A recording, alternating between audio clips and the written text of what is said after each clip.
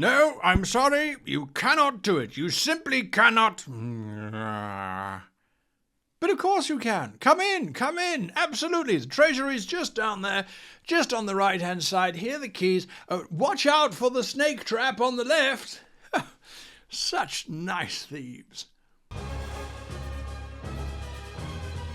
Hello and welcome to this week's episode of How to Be a Great GM. My name is Guy, but you knew that already. So welcome to this week's episode. Now, I've said it before and people kind of liked it. I suggest you play this video at 1.5 or 2 times the speed. Hit that little cog down there somewhere, and you can increase the speed of the video. That way I'll speak a lot faster and then you won't be able to understand me. No, as a matter of fact, that way I'll be able to speak slightly faster, but still remain coherent, but not be droning on and on and on. Anyway, we're talking about mind control abilities. Mind control abilities are present in many RPGs, from fantasy to sci-fi to pulp fiction. Mind control abilities are a thing, but they can be so disruptive to your game when the player characters just go, oh, I mind control that person there we go, end of battle, they give up. Yes, it can be very frustrating, but at the same time, if we just look at it in a little bit more detail, we'll realize that there is a world of opportunity within the mind control space, and one that we should be taking advantage of. So let's have a look at how we can make the most out of mind control. The first step in understanding this mind control malarkey is to look for certain keywords. That's what we need to do. And of course, to always be vigilant for that phrase that sends shivers down my spine, at the discretion of the GM. I hate it when they use spell descriptions like that, or ability descriptions like that. If it is at the discretion of the GM, why did I buy the bloody rulebook in the first place? Just say, run this game at your discretion. Grr.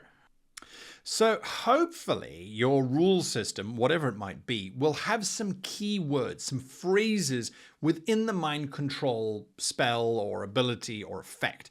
And those phrases, I like to group them into 3 categories: friendship, suggestions, and dominance. And those 3 categories, those are the ones that come up quite often, at least in my experience. And it's important to break them into those 3 categories. Friendship spells or abilities. You cause a target to become friendly. You make the person think that you are friends. Something along those lines. You are allies, trusted allies. That's still friends, basically, because I would call my friends my allies. Perhaps not in war. I'd crush them in war, but...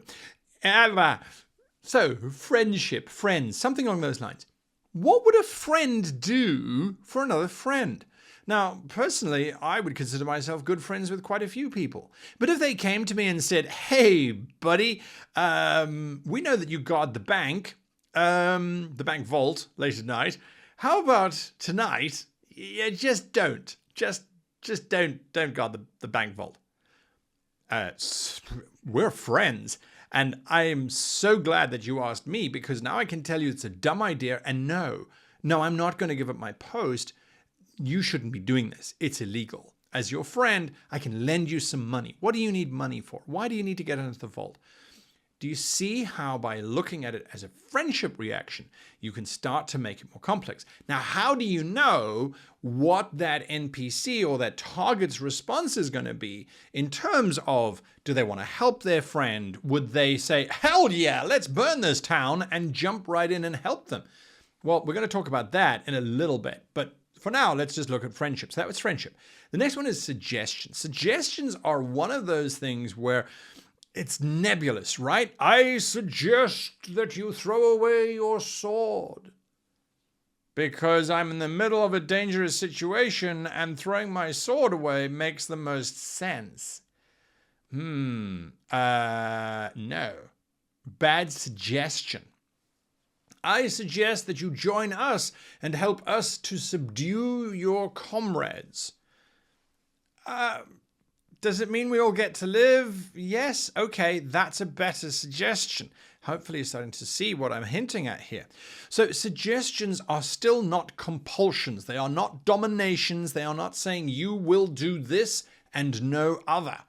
So we have to be very, very, very careful when we look at that. The difference, though, between a friendship and a suggestion type mind control effect is that a suggestion does not imply friendship. It does not imply casual relationships. It does not imply trust. It is simply something that is being suggested to this individual. Now, again, the spells or the abilities might be very specifically worded in your role-playing system, so take this all with a pinch of salt in relation to that. Finally, dominance, there is no control. It is simply, I control your mind, I put a spell on you, and now you're mine.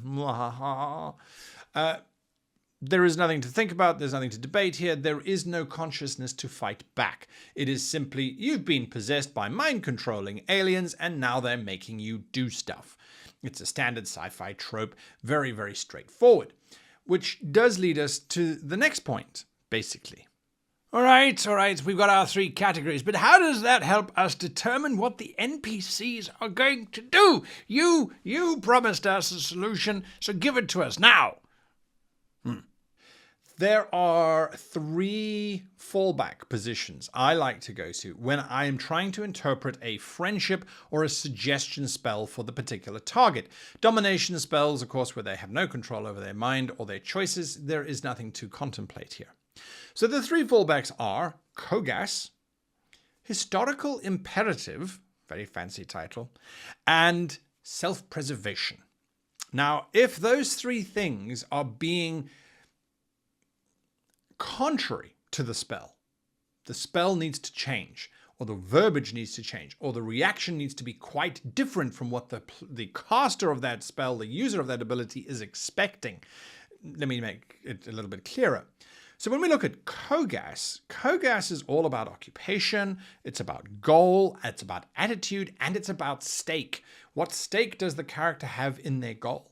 So again, if you go up to a guard who is guarding a fabulous treasure and say, hey, I cast friendship on you, when our friends go away, that guard, his occupation is guarding. Literally, his entire occupation is guarding. That's his job.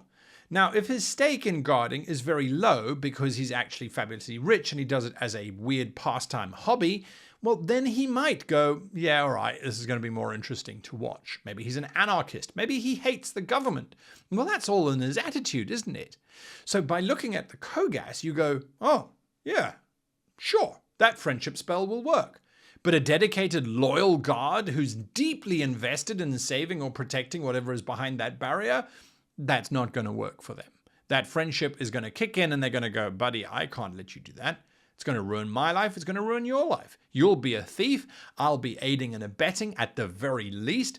This is not a good idea. Let's go down a different path. Same with suggestion. Although suggestion doesn't necessarily use Kogas so much. Suggestion uses more historical imperative.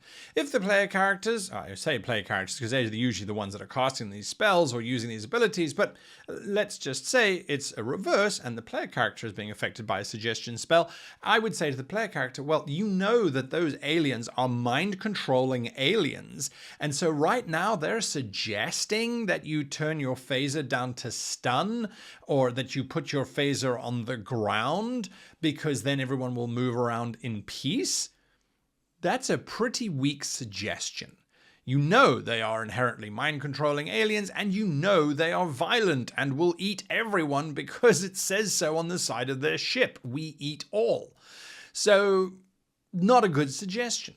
On the other hand, the suggestion that you surrender and everyone will go free, well, that's a more compelling suggestion. That's certainly one that holds a little bit more weight, I think, anyway, because it takes into account the historical imperative.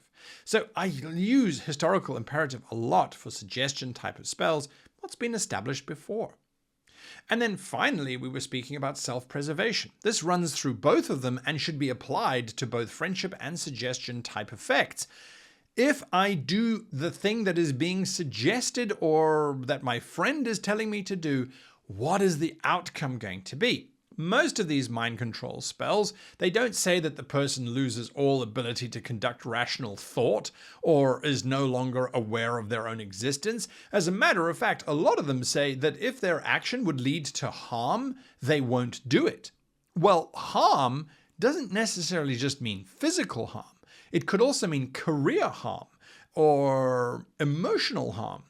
So those are things then that you can apply to the mind-affecting ability to judge how exactly its outcome is going to play out. It's a really useful way of looking at it. But there is actually more that we can apply to have an even more interesting approach to mind control. So what you're saying is that mind control really shouldn't actually work, or it should be so complicated that it doesn't work. I mean, is that it? Are we just going to scrap it altogether? No, as I said, there's a more interesting way to deal with mind control. So it's not about removing it from the game, but it is about making sure that the players are aware that there are these effects taking place, that they need to think about these effects and abilities that they are using before they just use them. So often I see them as being these catch-all, get-out-of-jail-free cards. They shouldn't be that. They need to require some intelligence. Otherwise, the fighter could just point his sword at people and say, drop your sword or I'll cut you in half. And people would just do it automatically. There needs to be some resistance here, right? Furthermore, you need to safeguard your game against players who liberally interpret the rules. So many times I have read the spell command, which allows you to command one person to take one action or to do an action or to give them a command to follow. And the player goes, all right, my command is this.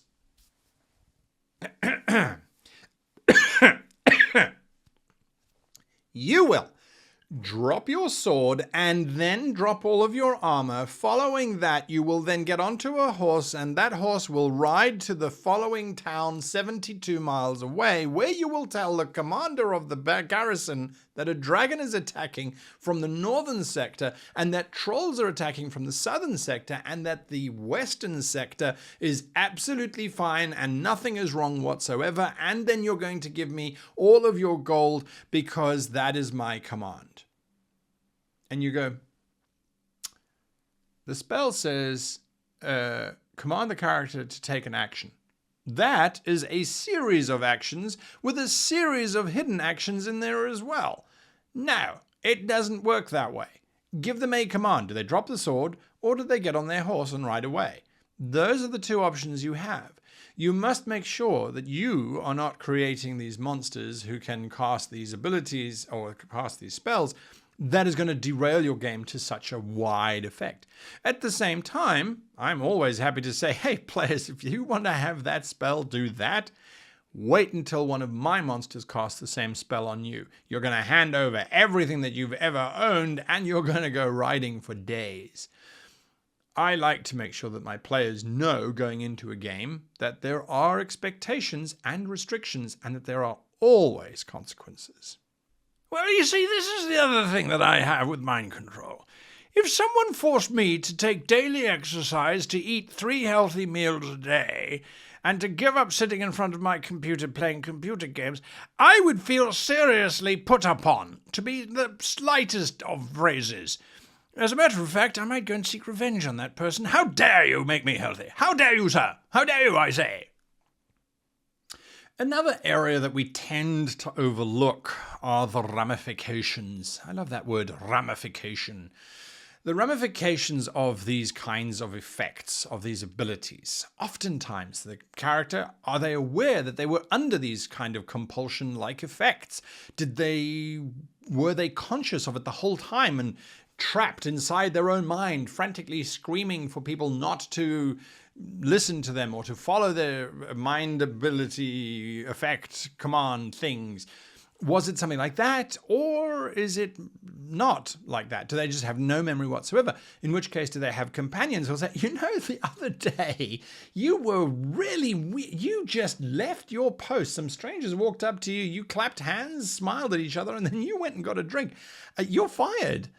And also, that's very weird. Don't do that. It's not right. one way or another, the player character or the target of the spell will know that something has happened. What are they going to feel about that? Violated? Used? Abused? All of those negative things immediately spring to mind. Rage? Revenge? You just used my mind and body without my consent? This is a deeply, deeply personal space that's been invaded. It doesn't get much deeper than that, to be perfectly honest with you. The ramifications of that should be significant. Now, furthermore, if you are a king or an alien overlord and you know that mind control exists, you would want to have defenses against that. You would want to make sure that there are tinfoil hats for everyone, or that the psionic inhibitor is working. You would want to make sure that you do have something to protect yourself with when it comes to that kind of stuff. Because otherwise, you should have guards standing naked and without any weapons. Because if they're not going to protect themselves against mind control, which is a thing, why are they protecting themselves against physical attacks? It doesn't make sense. So there needs to be the ramification that if that sort of stuff exists in your world, there should be some kind of protection around that sort of stuff from actually taking effect. No, intelligent players. No, they don't exist. Well, actually they do. All of my players are amazing. Anyway, back to script. I'm just going to homebrew the whole thing and just rewrite everything that has mind-affecting spells or abilities in it just to make it easier. I'm just going to do that. Okay? Of course, you can homebrew anything you like within your game. You are in charge. Just remember to make sure that your players know it before they create characters and enter into your world. If mind control is illegal, well, that's fair. How are people going to know that the mind control has happened? How are they going to prove that it's happened? You will need to think about how that process would happen. Someone can't just run up and say, oh, they mind controlled me to fly the ship out the space dock. Oh, yes? What proof do you have that you're not just a snotty little brat who stole a starship and went for a joyride? Oh, I'm not? Oh, fair enough. Must have been mind controlled then. You need to look at how these nations are going to deal with mind control. What are the implications thereof? But again, make sure that this is all established before your game starts, because if the player characters create a character who has the ability to mind control, like Professor X from X-Men, and suddenly they get arrested, it's like, well, sorry for you, you didn't know, it's illegal. They should have known. They really should have known. So make sure to include that in any session zeros. At the same time, though, I always like to try and interpret the rules, not liberally, but as they are written, to try and understand what the designers had in mind. Sometimes they didn't, if you'll excuse the pun, but to try and understand what they had in mind and to make sure that I'm using it within the spirit in which that entire thing is set. It's about having fun, after all. And that, I think, is the last word that I will say on mind control. And that's it for the week, folks. We'll see you next week when we return with another video. I hope you found this one entertaining or interesting or at least thought-provoking. If not, you found the video entertaining and thought-provoking and will hit that like button and the subscribe button and the bell button. Yes, you will.